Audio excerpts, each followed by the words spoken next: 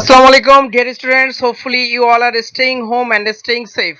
Welcome you all to NDCM online class. I'm Firoj Miah. I'm going to teach you an important topic on English first part.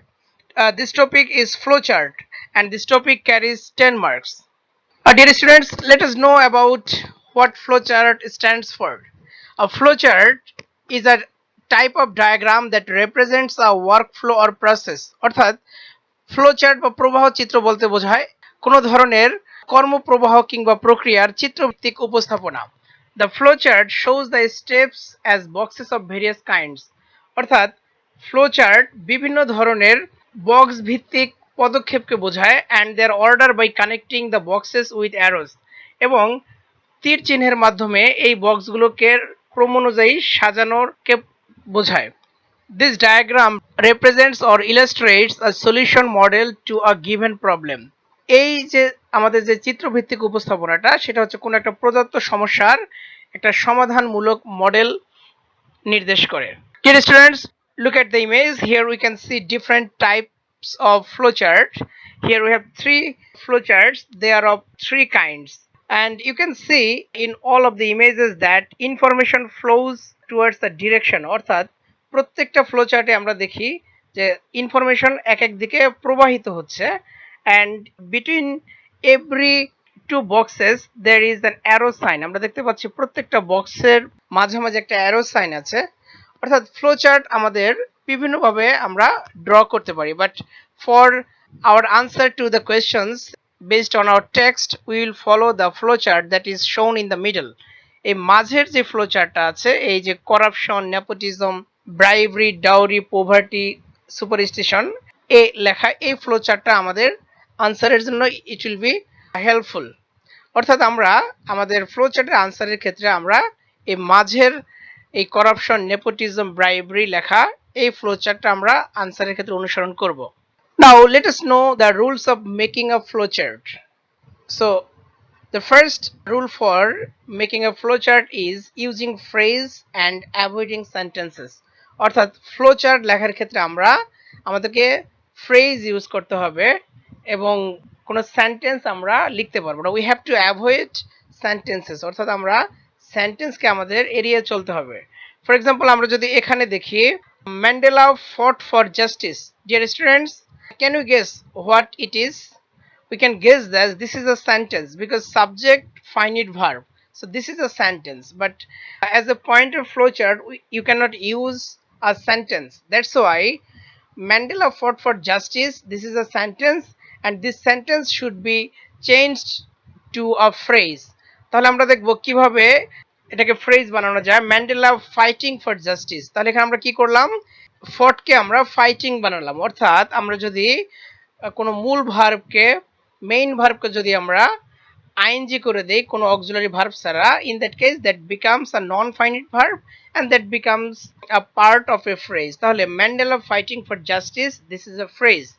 এই কারণে আমাদের ফ্লোচার্টের point হিসেবে Mandela fought for justice এটা wrong, correct হবে Mandela fighting for justice, কারণ Mandela fighting for justice is a phrase. Again, look at this sentence, he became an icon of peace. Dear students, this is also a sentence. Now let's see how we can change it into a phrase. Look, he becoming an icon of peace. তাহলে এখানে আমরা কি করলাম, যে become কে আমরা ING করে becoming বানিয়ে দিয়েছি এবং এর আগে কোনো অক্সিলারি ভার্ব নেই, that's why it's a non finite verb. আর যার কারণে এটা আর এখন আর সেন্টেন্স নেই, এটা এখন কি হয়ে গেছে, আমাদের ফ্রেজ হয়ে গেছে। তাহলে আমরা যদি বলি he became an icon of peace, can we use it as a point in a flowchart? No, আমাদের এটাকে কি করতে হবে, first it has to be changed into a phrase. সেই ফ্রেজটা কিভাবে হলো, he becoming an icon of peace. So he becoming an icon of peace, এই অংশটুকুকে আমরা ফ্লোচার্টের পয়েন্ট হিসেবে নিতে পারি।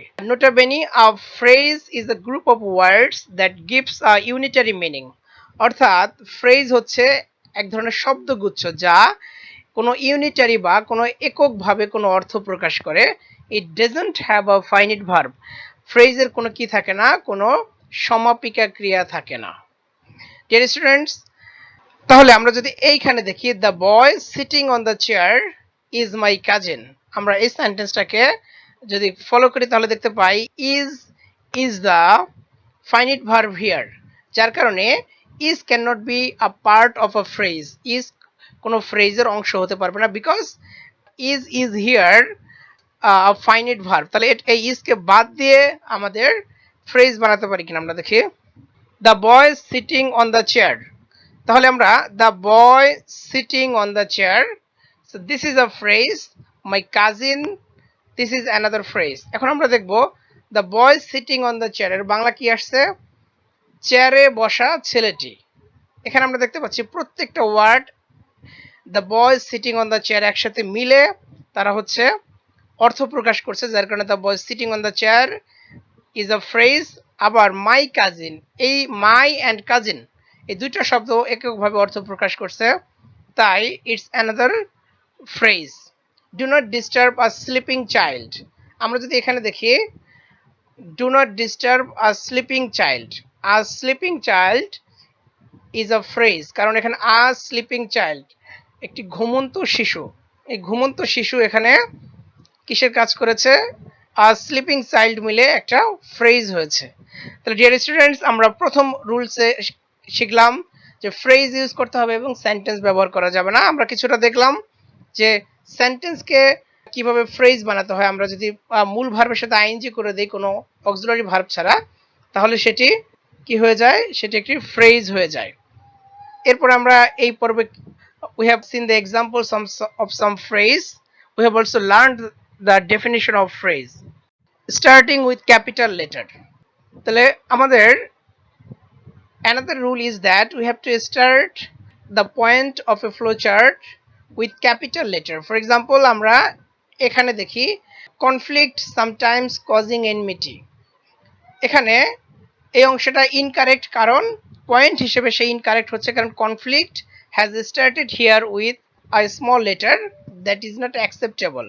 অর্থাৎ এই কনফ্লিক্ট কে যদি আমরা একটা পয়েন্ট হিসেবে নেই, সেখানে সিটা বড় হাতের হওয়ার কারণে, ক্যাপিটাল লেটার না হওয়ার কারণে আমাদের এখানে এটাকে আমরা নিতে পারছি না। তাই দ্বিতীয় অংশ যদি আমরা দেখি কনফ্লিক্ট সামটাইমস কজিং এনমিটি, এখানে দেখতে পাচ্ছি সিটা আমাদের ক্যাপিটালে আছে। তাই ফ্লো চার্টের নিয়ম অনুযায়ী যদি কোনো পয়েন্টের ফার্স্ট ওয়ার্ডটা ক্যাপিটাল লেটার দিয়ে শুরু হয়, তাহলে that can be taken as a point of a flow chart.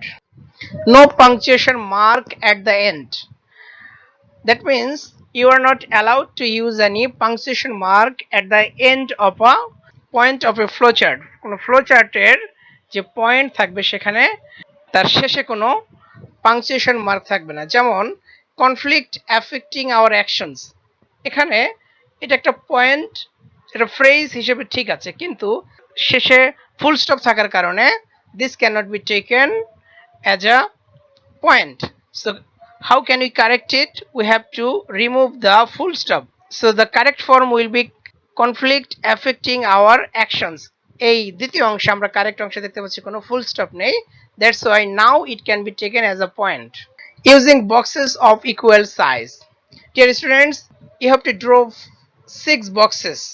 আমরা জানি ফ্লো চার্টে 6টা বক্স আমাদেরকে ড্র করতে হবে। Among them the first one will be filled with information.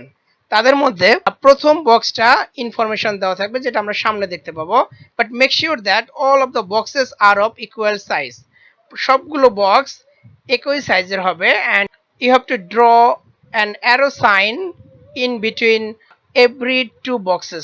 প্রত্যেক 2টা বক্সের মধ্যে আমাদেরকে অবশ্যই অ্যারো সাইন দিতে হবে। মেইনটেইনিং সিকোয়েন্স অফ ইনফরমেশন, অর্থাৎ আমাদেরকে এই যে আমরা ইনফরমেশন দেব, যে পয়েন্টগুলো দেব, তাদের ইনফরমেটিভ সিকোয়েন্স থাকতে হবে।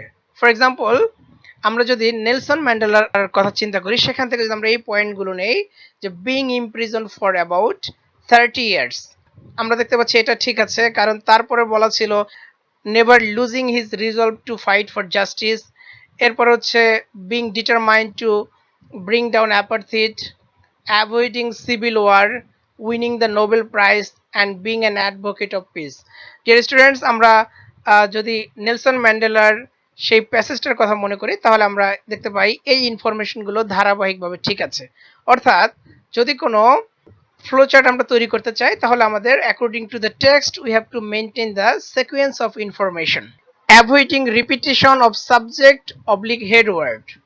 ডিয়ার স্টুডেন্টস, আমরা আগেই বলেছি as a point of flow chart we have to use phrase. আমরা জানি ফ্রেজ ব্যবহার করতে হবে, বাট ফ্রেজের যেই সাবজেক্ট কিংবা হেড ওয়ার্ড অর্থাৎ যেই বিষয়টা নিয়ে আমাদের এই ফ্লো চার্টটা বানাতে হবে, সেক্ষেত্রে আমাদের মেক শিওর যে আমরা একই ওয়ার্ড বারবার আমরা দেব না। ফর এক্সাম্পল, আমরা যদি বলি যে Mandela being imprison, Mandela never lost, Mandela being determined, so it becomes a kind of redundancy, বাহুল্য দোষ এসে যায়, এবং সেক্ষেত্রে আমাদের রিপিটেশন আমরা অ্যাভয়েড করব। অর্থাৎ বারবার ম্যান্ডেলা কিংবা আমরা যদি কনফ্লিক্ট নিয়েও লিখতে যাই, বারবার কনফ্লিক্ট আমরা লিখবো না।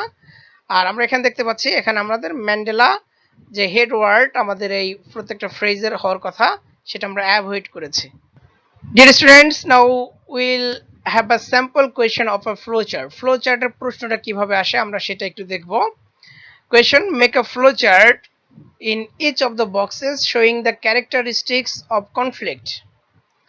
অর্থাৎ যে কনফ্লিক্টের বৈশিষ্ট্য দিয়ে নিচের বক্সগুলোতে একটা প্রবাহ চিত্র বা ফ্লো চার্ট তৈরি করো। Number 1 has been done for you. আমরা আগে বলেছিলাম যে 6টা বক্সের মধ্যে একটা box will be filled with information. এখানে আমরা দেখতে পাচ্ছি যে ডিসএগ্রিমেন্ট অ্যামাং গ্রুপস, এই ফ্রেজটা দিয়ে প্রথম বক্সটা পূরণ করা হয়েছে। বাকি there are 5 other boxes which are not filled and we have to fill in the boxes with necessary information। তো সেক্ষেত্রে আমাদের কোয়েশ্চেনের ক্ষেত্রে আমাদের একটু ফোকাস করতে হবে যে শোয়িং শব্দটা, প্রত্যেকটা ফ্লো চার্টের কোয়েশ্চেনে তোমরা শোয়িং শব্দটা দেখতে পাবা। মূলত এই শোয়িং এর পরের অংশটুকুই হচ্ছে যে প্রশ্নে আসলে কি চায়, যে showing the characteristics of conflict. আমরা এর আগের ক্লাসে আমরা পড়েছিলাম কনফ্লিক্ট সম্পর্কে আমাদের একটা লেসন ছিল, সেটা তোমরা ইতিমধ্যে কনফ্লিক্টের বৈশিষ্ট্য সম্পর্কে জেনেছো। ঠিক সেই বৈশিষ্ট্যগুলো এখানে চেয়েছে, characteristics of conflict. So question বোঝার ক্ষেত্রে তোমাদের অবশ্যই শোয়িং এর পরবর্তী যে অংশ সেটার উপর বেশি ফোকাস করতে হবে, যাতে বোঝা যায় what the question has asked for. So this was a sample question of a flow chart. এখন আমরা দেখব এই ফ্লো চার্টের আনসার কি হতে পারে। তার আগে আবার একটু দেখি প্রশ্নে কি বলেছিল, যে ক্যারেক্টারিস্টিক্স অফ কনফ্লিক্ট, যে কনফ্লিক্টের বৈশিষ্ট্য। একটা বৈশিষ্ট্য আমাদের এখানে দেওয়া আছে, ক্যারেক্টারিস্টিক দেওয়া আছে, সেটা হচ্ছে কি ডিসএগ্রিমেন্ট অ্যামাং গ্রুপস, অর্থাৎ বিভিন্ন গোষ্ঠীর মধ্যে যে অনৈক্য বা অমিল, that is one of the characteristics of conflict. Now it's our duty to find out 5 more pieces of information based on the characteristics of conflict. সেক্ষেত্রে আমরা I have set the answer for you, যেটা আমাদের আমরা ইতিমধ্যে দেখেছি disagreement among groups, that was already given as the first point। এখন আমাদের বাকিগুলো আমরা বের করার চেষ্টা করব। antagonism and enmity বা antagonism and enmity কিংবা hostility, that is also a characteristic of a flowchart pertaining to opposing ideas। তোমরা যদি কনফ্লিক্টের চ্যাপ্টারটা ভালো করে পড়ে থাকো তাহলে দেখবা যে ওখানে বলা ছিল যে conflict pertains to opposing ideas, conflict বিরোধী যে মতামত সেটার অন্তর্ভুক্ত।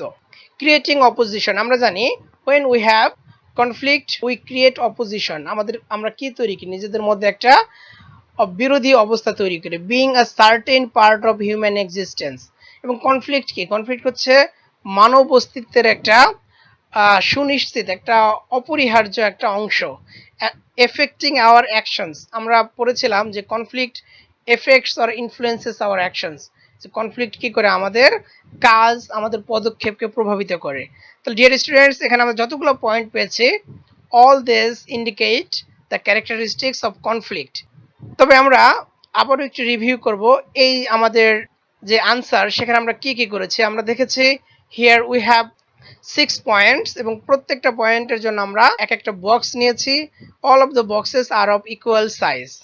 আবার আমরা দেখেছি যে ডিসএগ্রিমেন্ট অ্যামাং গ্রুপস, আমরা দেখেছি প্রত্যেকটা point has started with capital letter. Again antagonism starts with capital letter. এভাবে each and every point has started with a capital letter. Apart from this, dear students, mentioned that at the end of a phrase there will be no punctuation mark, and we also here do not see any punctuation mark at the end of a phrase or a point. Dear students, we can also see that there is no sentence here. All of them are phrases with no finite verb. এখানে কোনো finite verb ছাড়া প্রত্যেকটা ফ্রেজেই এখানে আমাদের কি কি হয়েছে, এখানে আমাদের ফ্রেজ হিসেবে আবির্ভূত হয়েছে। Here we don't see any sentence. So আবার আমরা কি দেখেছিলাম যে between every two boxes we have to use an arrow sign. So these are the necessary rules for making a flowchart. Hopefully you all have learned about flowchart. I will end here today. Thank you all for your patience.